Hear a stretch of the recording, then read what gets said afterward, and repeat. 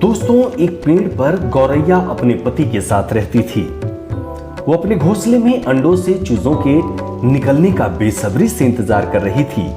एक दिन की बात है कि गौरैया अपने अंडों को से रही थी और उसका पति भी रोज की तरह खाने के इंतजाम के लिए बाहर गया हुआ था। तभी वहां एक गुस्सैल हाथी आया और आसपास के पेड़ पौधों को रौंदता हुआ तोड़फोड़ करने लगा। उसी तोड़फोड़ के दौरान वो गौरैया के पेड़ तक भी पहुंचा और उसने पेड़ को गिराने के लिए उसे जोर जोर से हिलाया। पेड़ तो काफी मजबूत था, इसलिए हाथी पेड़ को तो नहीं तोड़ पाया और वहां से चला गया। लेकिन उसके हिलाने से गौरैया का घोंसला टूटकर नीचे आ गिरा और उसके सारे अंडे फूट गए। गौरैया बहुत दुखी हुई और जोर जोर से रोने लगी। तभी उसका पति भी वापस आ गया।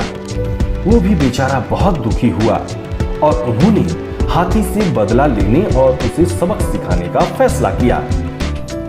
वे अपने एक मित्र जो कि एक कठफोड़वा था के पास पहुंचे और उसे सारी बात बताई। वे हाथी से बदला लेने के लिए कठफोड़वा की मदद चाहते थे।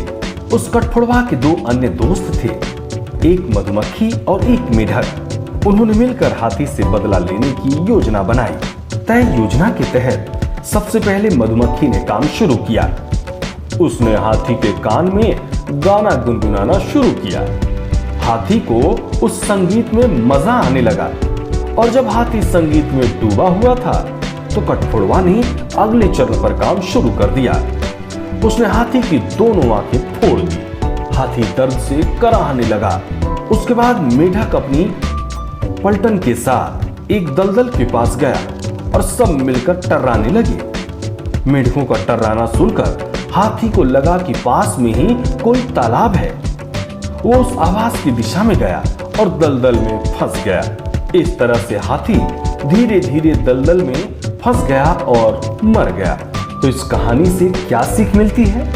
इस कहानी से हमें ये शिक्षा मिलती है कि कमजोर से कमजोर लोग भी यदि एकजुट होकर काम करें तो बड़ा से बड़ा कार्य संपन्न किया जा सकता है और बड़े से बड़े शत्रु को पराजित किया जा सकता है।